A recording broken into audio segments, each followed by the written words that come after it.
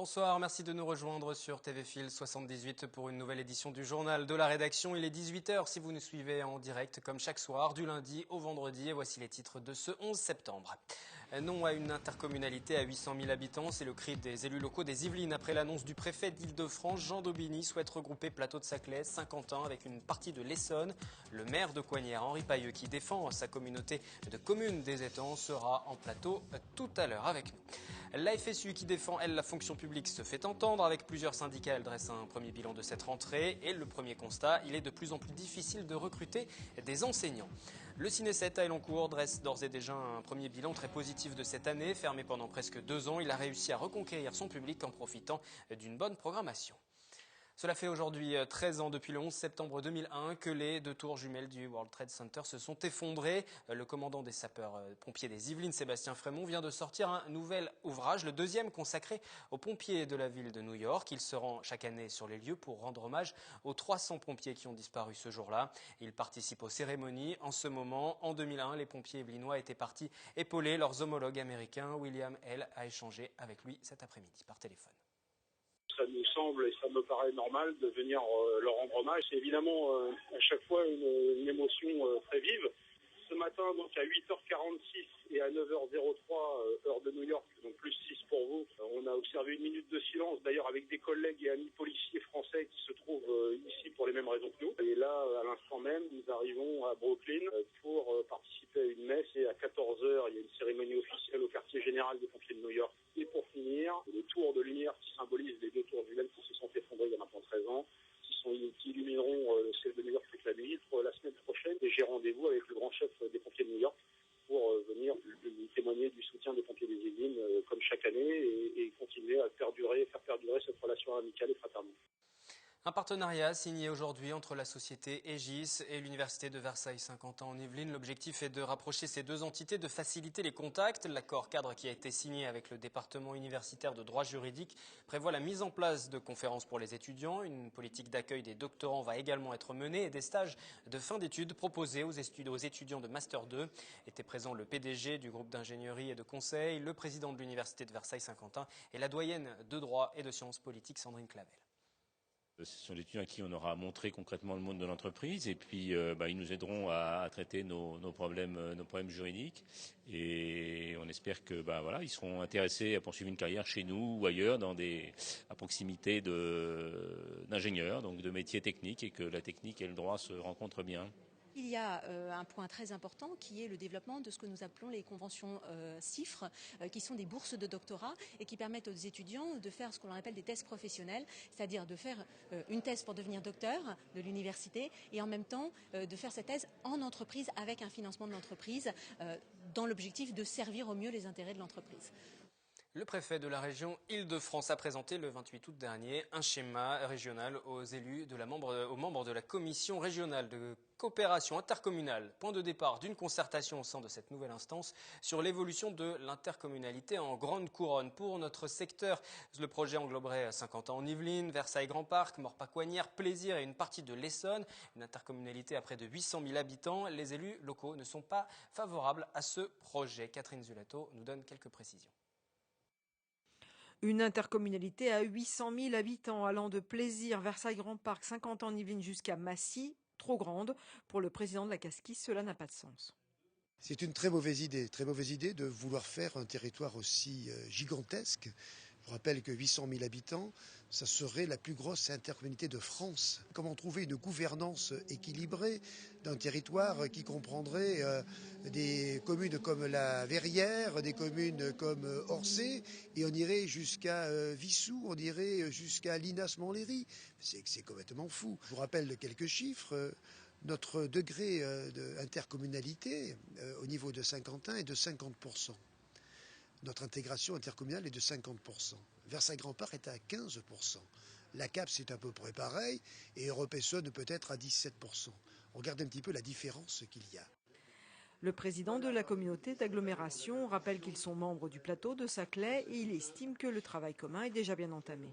La vraie réponse aujourd'hui, effectivement, c'est de renforcer notre coopération intercommunale avec d'autres. Mais pour cela, on n'a pas besoin de fusionner toutes ces intercommunalités. Même point de vue pour le président du Conseil général, l'UMP Pierre Bédier. Je suis d'accord pour qu'on aille plus loin que le simple établissement public d'aménagement qui s'occupe du plateau de Saclay. Et donc je considère que les 4 intercommunalités concernées peuvent se réunir, non pas fusionner, mais se réunir dans une structure qui n'est pas une nouvelle hiérarchie, fonctionnaire, impôts, etc., mais qui est un outil de coordination.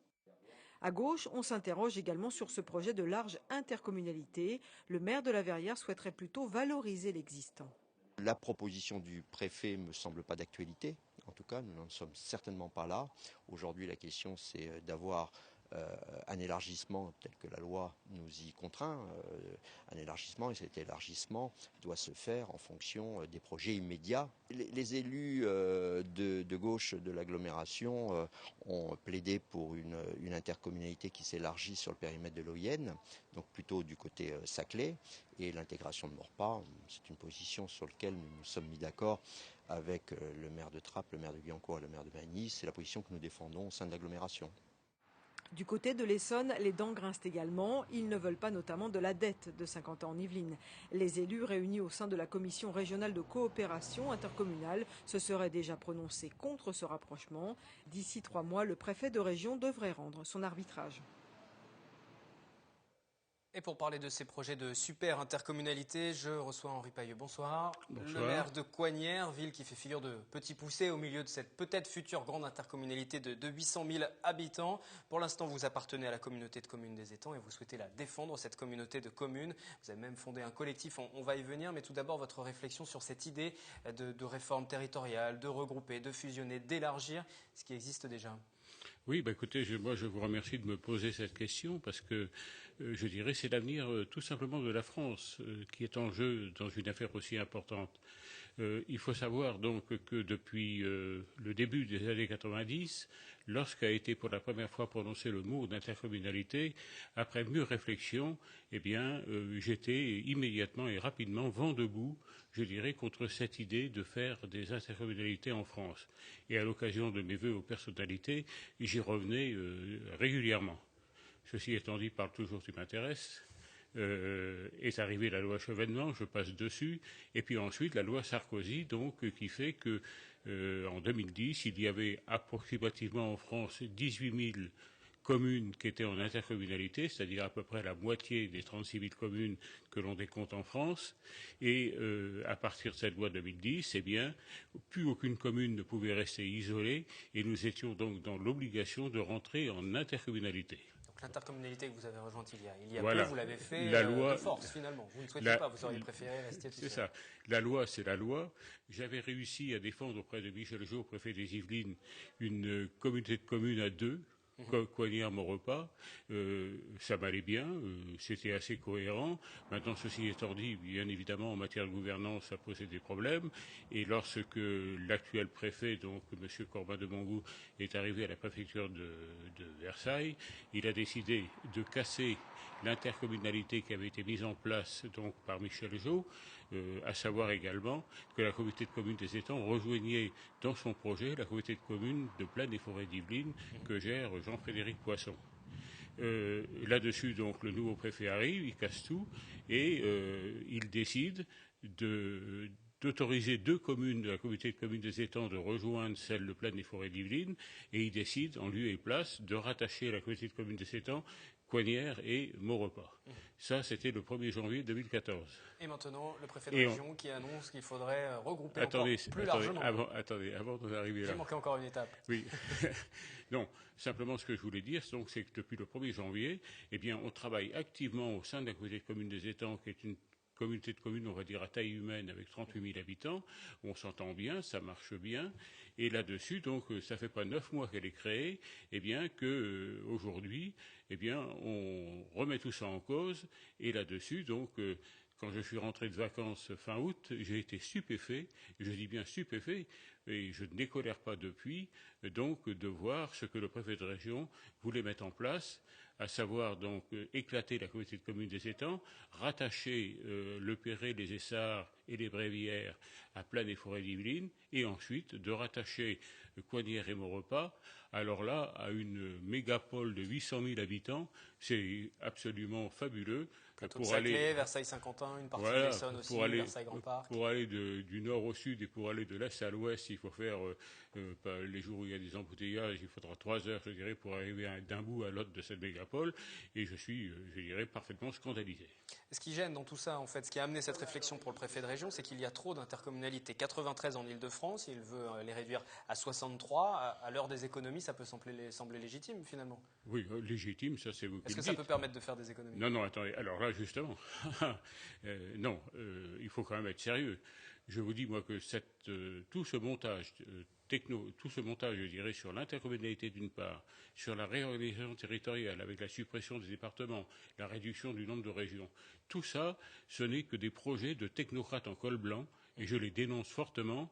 Et ce qui m'attriste dans cette affaire, c'est que je découvre tout doucement que nos parlementaires sont eux-mêmes devenus des technocrates. Je dénonce, je dirais, tout ça. Et en plus de ça, on nous ment. Il faut savoir que plus les structures sont grosses, plus ça coûte cher.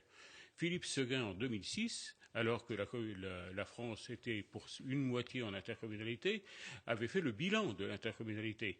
Alors qu'en 90, on nous avait dit que la mutualisation des moyens entre les communes allait diminuer les impôts, eh bien Philippe Séguin a publié que ça coûtait en 2006 3 milliards d'euros d'impôts supplémentaires aux Français. Aujourd'hui que la France est entièrement en intercommunalité, je suis convaincu que nous sommes à 10 milliards et plus d'impôts supplémentaires. Donc on nous ment, je dirais, pour nous vendre des projets qui sont purement technocratiques. Schéma définitif 28 février 2015 ou le 30 avril si le Parlement en décide ainsi. Il y aura une mobilisation, vous allez prévoir des réunions, essayer de mobiliser les citoyens parce que tout ça, ça peut leur paraître aussi assez loin. Écoutez, ce qu'il y a, c'est que je dirais, c'est un sujet parfaitement aride pour nos administrés. Ils n'y comprennent rien du tout. Mais, et puis ça les intéresse, je dirais pas. Ils ont d'ailleurs largement tort. Parce que c'est leur vie que l'on modifie en profondeur. On avait un système, je dirais, d'organisation territoriale de 2 siècles d'existence qui est né à la fin de la Révolution française. Tout marchait bien. On nous parlait d'un millefeuille, mais ce millefeuille, c'est encore prendre les gens pour des gogos. Ce millefeuille, c'est pas plus un millefeuille, je dirais, que ce qu'on va mettre en place aujourd'hui. Donc on nous dénonçait ce millefeuille, on nous laissait entendre qu'il y aurait des économies. Le résultat de tout ça, c'est quoi? Eh bien, c'est le fait que ce qui est en perspective derrière, parce que c'est la logique du système, c'est la disparition des communes. Il faut le savoir, ça. Alors que les maires sont les élus les plus appréciés de leurs concitoyens parce que ce sont des élus de proximité. Dans ma communauté de communes des étangs que nous allons défendre, parce qu'il faut bien quand même qu'on défende quelque chose, pour essayer d'aboutir à quelque chose ayant une taille humaine, on va dire, eh bien, il est parfaitement clair que nos clochers sont à des distances de 10 km les uns par rapport aux autres. Actuellement, lorsqu'un administré, je dirais, veut aller voir son maire parce qu'il a des problèmes, etc., c'est facile d'accès. Mais demain, il va falloir qu'il aille voir le président de la communauté de communes, qui est à 15 km de Coignières. Il n'ira pas le voir, c'est absolument clair. Et donc, on éloigne les élus de leurs administrés. Et puis, qui plus est, qui connaît, dans le département des Yvelines, nos députés européens? Personne. J'ai fait le test auprès de ma population, j'en ai interrogé comme ça tout un tas, je dirais au passage. Qui connaît les conseillers régionaux dans le département des Yvelines? Personne, sauf à Coignières, parce qu'il y en a un qui est en opposition, donc celui-là, bien évidemment, on le connaît bien, Didier Fischer, mais autrement, personne ne les connaît. Qui connaît les conseillers généraux, qui sont pourtant des élus de proximité? Allez, on va dire 2 administrés sur 10, guère plus. Eh bien, je peux vous dire une chose, c'est qu'aujourd'hui, j'ai fait un test. Personne ne connaît le nom du président de la communauté de communes des étangs qui a été mis en place le 1er janvier de cette année. Personne. Et en plus de ça, plus grave, personne ne sait que je suis vice-président de cette communauté de communes des étangs. Mais la faute à qui? Aux citoyens qui ne s'intéressent pas ou aux politiques qui, malgré les annonces de dire qu'on est près de la population, c'est parce qu'il non, mais c'est parce qu'il n'y a plus de proximité. C'est aussi simple que ça, c'est aussi bête que ça. C'est absolument lamentable. Moi, je vous dis, je vais être extrêmement dur. Ce n'est plus de la démocratie. On est dans une espèce de dictature larvée des technocrates en col blanc avec des parlementaires qui plus est les suivent. Ce qui semble se dessiner au-delà de l'intercommunalité à 800 000 habitants, c'est aussi une intercommunalité qui restera très importante pour vous, mais qui est tout de même plus petite à une autre échelle. C'est de ce rapprochement avec Versailles, Saint-Quentin en Yvelines. Les élus de Saint-Quentin en Yvelines de la Casquie, sont plutôt favorables. On va écouter Michel Laugier, le président actuel, qui réagit à cette idée de faire rentrer ou non Coignères dans la communauté d'agglo de Saint-Quentin. Nous sommes ouverts et d'accord pour intégrer la communauté de communes de l'Ouest parisien, c'est-à-dire Plaisir, Les Clés et Villepreux. Et on est prêt aussi à intégrer Maurepas, qui le souhaite, et Coignères, même si le maire aujourd'hui est un peu réticent, parce que nous sommes dans une continuité urbaine et dans la complémentarité. De même, moi, j'ouvre toujours la porte aux communes de la vallée de Chevreuse, de la haute vallée de Chevreuse, et pour avoir vraiment un vrai bassin de vie. Un bassin de vie avec Saint-Quentin en Yvelines ? Vous n'en voulez pas? Ce qui vous fait peur, c'est la dette de Saint-Quentin en Yvelines? Non, attendez, on n'en veut pas, ça c'est clair. Alors maintenant, concernant la communauté de communes des étangs, donc il est vrai que fin juin a été créé un collectif de défense de la communauté de communes des étangs. Là-dessus, moi j'étais en vacances, j'étais au Portugal. Quand je suis rentré, donc j'ai assisté à la 2e réunion, j'ai animé la 3e réunion, et à l'occasion de cette 3e réunion, j'ai proposé donc à mes collègues de transformer le collectif en association loi 1901. J'ai déposé les statuts de cette association aujourd'hui même à 14h. Voilà. Alors, donc, on a l'intention de résister, je dirais, à tout ça. C'est pas possible, quoi. Et donc, on a pris un certain nombre de décisions dont je peux parler maintenant. On a pris la décision de lancer une consultation populaire sur nos 5 communes. En tous les cas, c'est acquis à Coignères, c'est acquis au Perret, c'est acquis aux Brévières. C'est quasiment acquis également à Maurepas parce que Grégory Garestier, le maire de Maurepas, donc, dans sa campagne électorale, avait promis aux Maurepassiens de les interroger sur cette affaire d'intercommunalité. Au niveau des Essarts-le-Roi, c'est un petit peu plus fou. On ne connaît pas exactement, je dirais, quelle est la position de Raymond Paumet aujourd'hui. Mais donc, on va lancer cette consultation. Est-ce qui vous fait d'une peur, part, et d'autre sur le part, fond pour rejoindre Saint-Quentin en Yvelines? C'est aussi la dette de Saint-Quentin? Comment? C'est aussi la dette de Saint-Quentin en Yvelines qui vous fait peur? 400 millions d'euros, alors que Coignères, c'est la deuxième commune la plus riche des Yvelines? Non, c'est les grosses structures qui sont complètement ingérables, où la politique s'empare de tout. Et d'ailleurs, c'est normal, les politiques ne s'intéressent qu'aux affaires qui sont les grandes villes. Bon, les petites villes en province aussi n'intéressent pas. Avec l'intercommunalité, on va politiser complètement la France entière. C'est absolument dramatique. Je n'ai rien contre Saint-Quentin en Yvelines. Coignères, d'ailleurs, était en ville nouvelle de 1972 à 1984. J'ai fait partie de ceux qui sont battus en 84 pour qu'on en sorte. On en est sorti. Mais je peux vous dire une chose déjà, c'est que du jour au lendemain, lorsqu'on en est sorti, on a divisé les impôts des Coignériens d'un facteur 2. Et je peux vous annoncer aujourd'hui, en 2014, que les taux d'imposition de Coignères sont inférieurs à ceux qu'ils étaient en 1984. Voilà. J'ai dit Coignères s'est développé, il y a beaucoup de commerces qui se sont implantés. Parce que j'ai mouillé ma chemise, je dirais, pour aller les chercher. Hein. C'est pas pour rien qu'il y a 850 entreprises à Coignères. Mais j'ai fait un boulot, je dirais, fabuleux pour en arriver là. Alors, non, c'est trop facile. Qu'est-ce que va peser Coignères dans votre truc à 800 000 habitants? Excusez-moi de parler d'un truc. Hein. C'est pas le mien en plus. Hein. À 800 000 habitants, là. On va peser 0,5%. Maurepas va peser 2%. Mais autant dire qu'on pèse rien. On sera noyé dans cette structure. On sera noyé dans une espèce de structure administrative qui sera, à mon avis, parfaitement ingérable, totalement politisée. Je dirais, en matière de proximité, on cherche exactement le contraire. Donc moi, j'ai rien contre Saint-Quentin en Yvelines, mais si Saint-Quentin en Yvelines est associé à tous les autres là-bas pour en faire 800 000, encore moins. Mais non, on souhaite tout simplement et tout bêtement rester, je dirais, dans une communauté de communes à taille humaine, qui est la communauté de communes des étangs. Et donc, on va faire cette consultation populaire. Ce sera organisé très sérieusement. Ce sera organisé comme une élection municipale. Les gens recevront des lettres avec des bulletins de vote, etc. Il y aura une réunion publique, etc. Et puis, et ce sera organisé très prochainement, dans les prochaines semaines. Ce sera organisé très prochainement. Il faut qu'on essaye de trouver une date actuellement pour mettre tout cela en œuvre. Une dernière question à vous poser. On va quitter le cadre de cette politique plutôt locale, mais comme vous n'êtes pas langue de bois, ça va forcément vous intéresser. Vous devez avoir un avis. Thomas Thévenoud, secrétaire d'État, chargé du commerce extérieur pendant 9 jours, qui quitte le gouvernement, qui retrouve son poste de député. Ça vous choque? Écoutez, moi ça me choque énormément, mais ce qui me choque, c'est pas tellement ça. Ce qui me choque, c'est qu'il y a eu l'affaire Cahuzac, tout le monde le sait fort bien. Et puis là-dessus, aujourd'hui, on a l'affaire Thévenot dans le 2e gouvernement Valls. Mais je suis assez estomaqué qu'on fasse appel à un homme, je dirais, sans que l'Élysée, Matignon, n'ait interrogé Bercy, se soit penché sur le cursus de cet homme-là. Moi, j'avoue que je ne sais pas dans quel monde on vit, mais c'est fabuleux, quoi. Merci Henri Pailleux, maire de Coignères, et contre cette future intercommunalité, que ce soit avec 50 ans en Yvelines ou même à 800 000, ce truc, comme vous l'avez qualifié tout à l'heure, de 800 000 habitants. Merci à vous. Quant à nous, avant de poursuivre ce journal, nous allons écouter vos réponses à notre question du jour, et forcément on évoque l'affaire Thévenoud. Votre avis? Ça m'évoque rien de positif de la part des politiques qui veulent faire des économies d'un côté, et surtout vu les responsabilités de ce ministre, on attendait qu'il soit blanc comme neige. Pour moi, il devrait démissionner, il n'a rien à faire au gouvernement, quoi. Voilà. Donc, je comprends même pas qu'il soit encore là. Voilà. Parce que si ça m'arrivait à moi, on me fera pas de cadeau, donc voilà. Et en plus, moi, je dirige pas le pays. Ça salit toute la gauche. Ouais. Parce que, bon, les valeurs des gauches, c'est pas ça. On sait ce que c'est que de payer ses impôts tous les ans, hein, et en fin de compte, en ce moment, avec c'est difficile, et puis de voir des gens comme ça qui sont quand même à la tête du gouvernement et qui profitent de choses qui devraient pas exister, quoi. Voilà. On quitte la politique. Un peu plus d'une semaine après la rentrée scolaire, les syndicats enseignants, premier comme second degré, ont tenu leur conférence de presse ce jeudi dans les locaux de la FSU. À Trappes, ils tirent la sonnette d'alarme sur le manque de professeurs, une crise du recrutement, comme nous l'explique Catherine Zulato.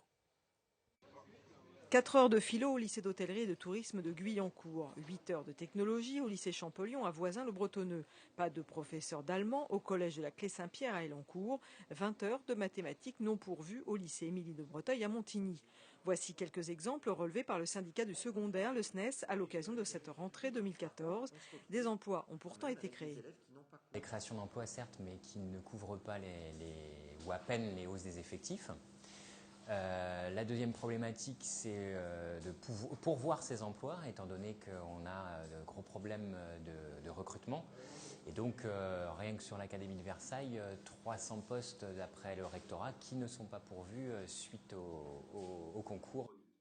Certaines filières sont plus touchées que d'autres, comme les mathématiques, la technologie ou les sciences physiques, mais une situation que l'on retrouve aussi selon les syndicats chez les professeurs de sport, et ça, c'est nouveau. On faisait toujours le plein sur les concours. Et là, pour la première fois, on n'a pas fait le plein sur un concours. Et la liste complémentaire qui a été ouverte, la première depuis de nombreuses années, n'a pas permis de faire le plein total. Ça ne se voit pas directement dans les établissements, puisqu'il y a un volant de collègues qui sont chargés du remplacement, soit à l'année, soit sur les courtes et moyennes durées, et qui permettent de boucher les trous. Une des raisons qui pourrait expliquer ce manque d'envie, l'image du métier et le salaire. Un jeune professeur des écoles démarre à 1,17 fois le SMIC pour un niveau d'études à Master 1, puisqu'ils sont recrutés, le concours a lieu au Master 1, et peut-être que ça ne suscite plus de vocation. Pour l'heure, donc, les volants horaires manquants sont comblés par des heures supplémentaires et des contractuels devraient être recrutés par le rectorat. Les syndicats restent attentifs. Cette question ainsi que celle des rythmes scolaires devrait être à l'ordre du jour du prochain comité technique prévu fin septembre. Cet été, le soleil n'était pas franchement au rendez-vous pour le plus grand bonheur des cinémas où les salles ont fait le plein. Exemple avec le Ciné 7 à Elancourt, une salle qui a rouvert ses portes récemment après de nombreux travaux. Elle a déjà enregistré 70 000 entrées depuis janvier. Elle pourrait battre des records cette année. Anthony Reich et Patrick Jacques de Dixmude. Si cela continue comme cela, le Ciné 7 va devoir trouver rapidement un espace pour construire une 4e salle. Après 3 années de fermeture et 18 mois de travaux, le cinéma de proximité Elancourtois fait le bonheur des passionnés de toile. Pour la première fois depuis sa réouverture en avril 2013, le Ciné 7 est resté en activité cet été et grâce au soleil, partis en vacances, les 3 salles obscures saint-quentinoises ont reçu de nombreux spectateurs. On est à fin août, plus 30%, donc on est super content. On a dépassé les 70 000 entrées fin août, enfin début septembre, en sachant qu'en 2010 on en avait fait 75 000, donc il reste 4 mois. Donc on croise les doigts et on espère que ça va continuer comme ça. Si à moins de 6 € la place, les tarifs sont toujours aussi attractifs. La fréquentation estivale a été bien aidée par le succès du dernier opus de Luc Besson, Lucie.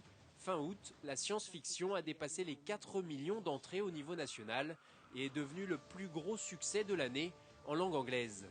Cette hausse d'entrée en salle reste dans la mouvance nationale. Le cinéma français a connu une augmentation de fréquentation de plus de 15% par rapport à 2013. Non à une intercommunalité à plus de 800 000 habitants. C'est la réaction quasi unanime des élus locaux après l'annonce par le préfet de région d'un regroupement de plusieurs agglomérations d'ici 2015. Une première carte a été diffusée. Saint-Quentin, Yvelines, Versailles, mais aussi une partie de l'Essonne fusionnerait.